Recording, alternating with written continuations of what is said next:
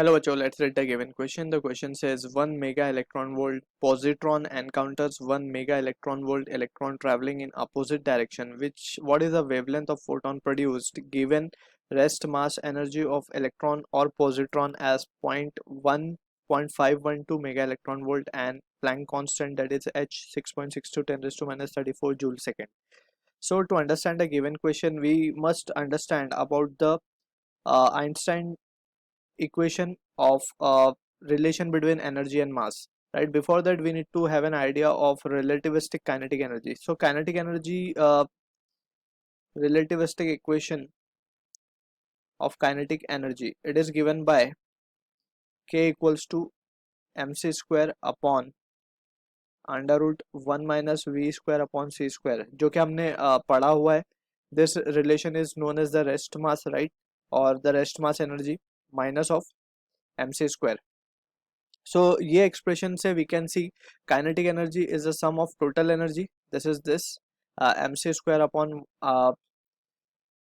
Under root 1 minus v square upon c square. ये जो है m अपॉन अंडर रूट जो वैल्यू, ये जो टर्म है हमारा, ये इतना जो टर्म है, it is nothing but it is the dynamic mass जो कि स्पीड के साथ चेंज होगा, राइट. और c square is the speed of light. ठीक. सो और यहाँ पे ये जो दूसरा टर्म है, it is known as the rest mass energy. इसे हम कहते हैं रेस्ट मास एनर्जी.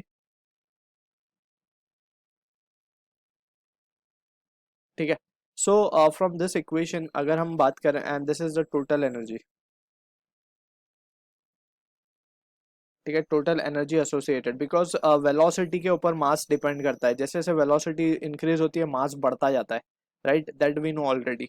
अगर यहाँ पे वी कैन सी, अगर हम बात करें टोटल एनर्जी की, सो टोटल एनर्जी को हम क्या लिख सकते हैं, के प्लस रेस्ट मास एनर्जी. अब यहाँ पे ही ऑल्सो वी कैन अंडरस्टैंड के अगर speed of the particle zero हो जाए, सो जो अपनी टोटल एनर्जी है, या फिर हम यूं कहेंगे kinetic energy will become zero. Kinetic energy zero हो जाएगी तो total energy will comes out to be m c square. अब यही expression is been given by Einstein equation, that is relativistic equation, E equals to m c square, जहाँ पे it is been prove that के mass और energy is interconvertible. Mass को हम energy में convert कर सकते हैं और एनर्जी को हम मास में कन्वर्ट कर सकते हैं. So one such example is been given in the question itself के जब हम दो पॉजिटिव, जैसे एक पॉजिट्रॉन और एक इलेक्ट्रॉन को अगर हम कोलाइड करवाएं, so they will radiate energy in the form of photon, right.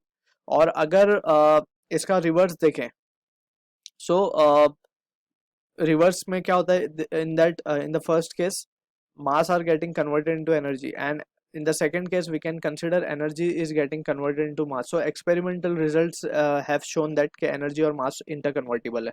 ठीक है. Also from this we can use this relation to solve the given question.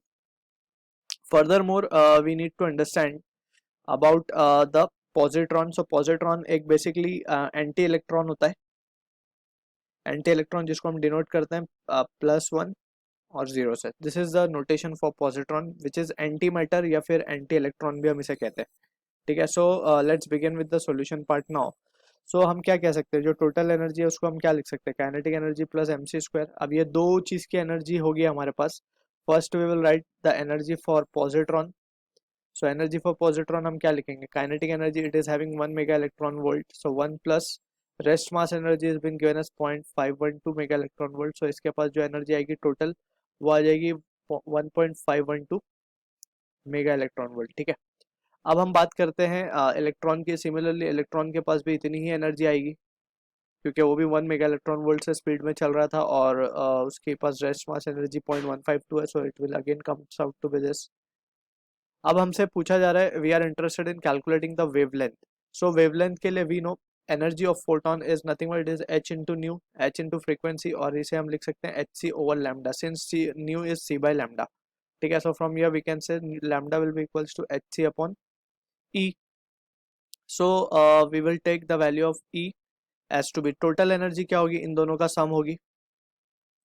Total energy that is E will be the sum of EP plus EC, right. So total energy we can say it as to be, and ये जो total energy it will be getting divided into two photons, right. जब ये दोनों collide करेंगे positron and electron, so it will give rise to two photons. ठीक है ना. सो यहाँ पे वी कैन से दो फोटॉन्स के पास एनर्जी जो टोटल जाएगी वो जाएगी इन दोनों का सम. सो एक फोटॉन के पास एनर्जी कितनी जाएगी, that will be equals to 1.512, right. So हम लिख देंगे एच सी अपॉन एक फोटॉन के पास एनर्जी जाएगी 1.512. So this is the value of photons we will be getting. ठीक है. So we need to be careful, ये जो ई हमें मिलेगा that will be the energy of two photons, क्योंकि एक इलेक्ट्रॉन कन्वर्ट हुआ है और एक पॉजिट्रॉन. ठीक है ना. So together they have give rise to two photons. ठीक. सो दो फोटॉन की एनर्जी दोनों का सम होगी. सो एक फोटॉन की energy will be half the sum of the total energy. ठीक है. सो इसको अब जब हम सॉल्व करेंगे, so just we need to substitute the value. 6.6 to 10 to minus 34 into 3 into 10 to 8 divided by 1.512. So this value give us the value of lambda as. Also we need to be careful कि हमें ये जो value 1.512 मिली है हमें इसे convert करना होगा इन electron volt. सो 10⁻⁶ आ जाएगा and into joules. 1 electron volt corresponds to 1.6 10⁻⁻19 joules. So finally we can say जो लैम्डा हमें मिलेगा वो मिलेगा 8.24 into 10⁻13 metre. So this is the answer to the question. I hope you understood the solution. All the best.